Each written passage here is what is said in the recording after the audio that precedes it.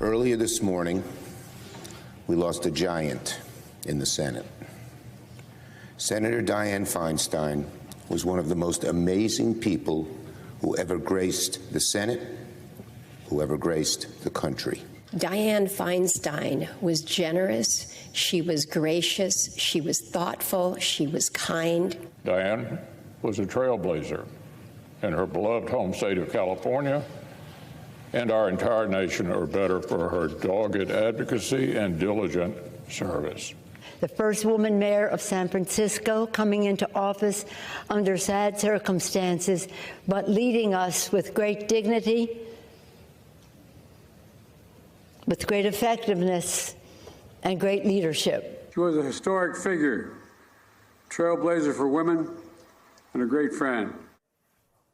Bipartisan tributes are pouring in for California Senator Dianne Feinstein, who passed away last night at the age of 90. She was the oldest member of the Senate, the longest-serving female senator, and a trailblazer for women in politics.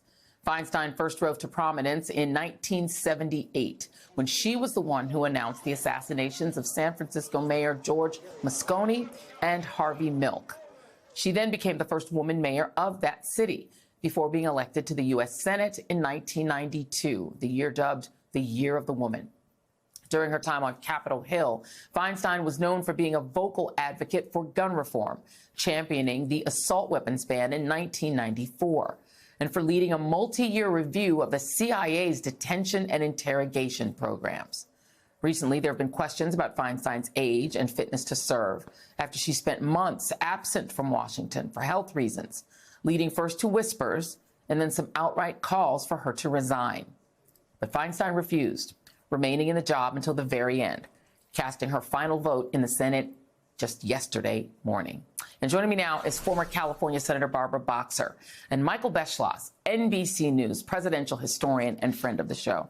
Thank you both for being here. I do want to go to you first, Senator Boxer, and allow you to talk about this woman you knew so well. And I think we might have a picture of the two of you. But tell us about Dianne Feinstein, what she meant to you and what she meant to California and the country. Well, there is that very famous night when we made history together. The first two women ever elected from a single state to go to the United States Senate. And I want to say right here to you that there were two women who really were responsible for my winning. One was Anita Hill for her courage and turning the spotlight on the Senate and showing that there were two women then out of 100, and Dianne Feinstein, who took my hand. We ran the same year. It was unusual, but that's how it went. She could have gone her way because she was so popular. And I was an asterisk in the polls, and I was more liberal in a more centrist state at that time. And yet she said, no, we're going to do this together. I'm going to show you one quick picture. This is what the great cartoonist Conrad did after we got It's one of my favorite things.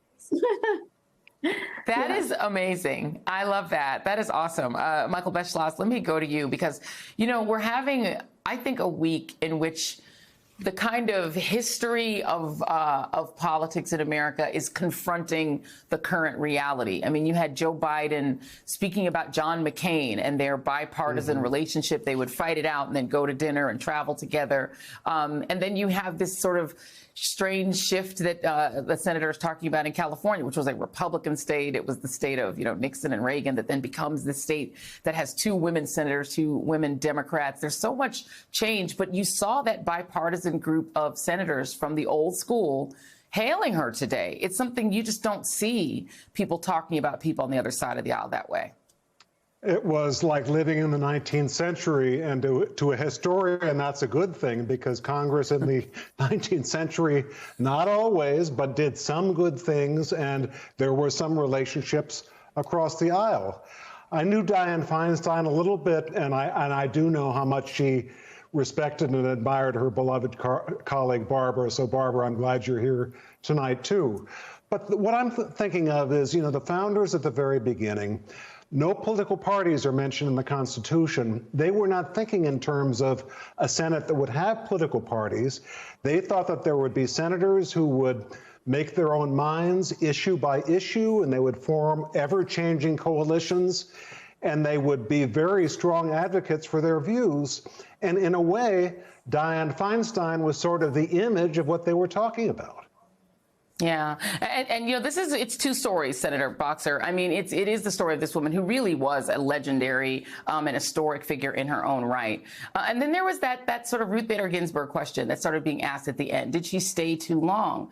And I think there is somewhat of an asterisk a bit on her because there was a sense that she didn't get out of the way and allow. I mean, we talked with you about this on this very show.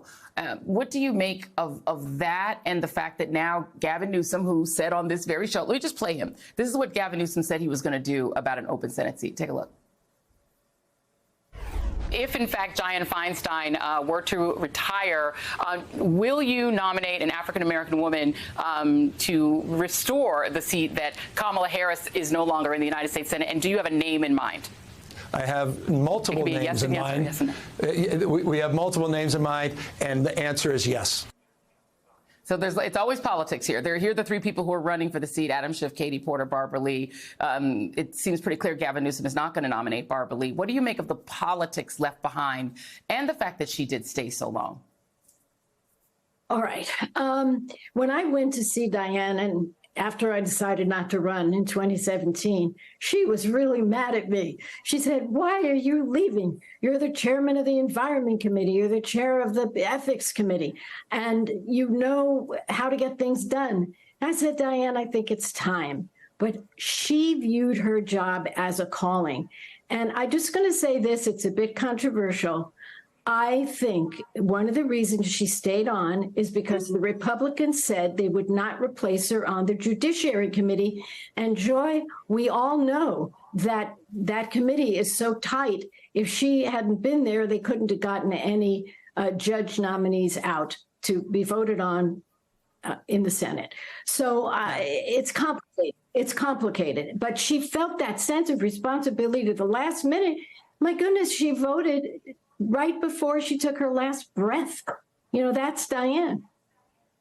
And I don't envy Gavin Newsom for having to now figure out what to do because his political future is kind of on the line as well. Last word from you, Michael Beschloss. We do live in something of a gerontocracy in the United States. The average age in the United States Senate is 64. The average age in the House is a bit younger, actually. It's 58. So there's a lot more younger, there are a lot more young people in the House, younger people in the House. What do you make of the fact that we do have a politics in which people stay and stay and stay? From Strom Thurmond on, I think he was like 100 when he left. They stay and are very reluctant to leave.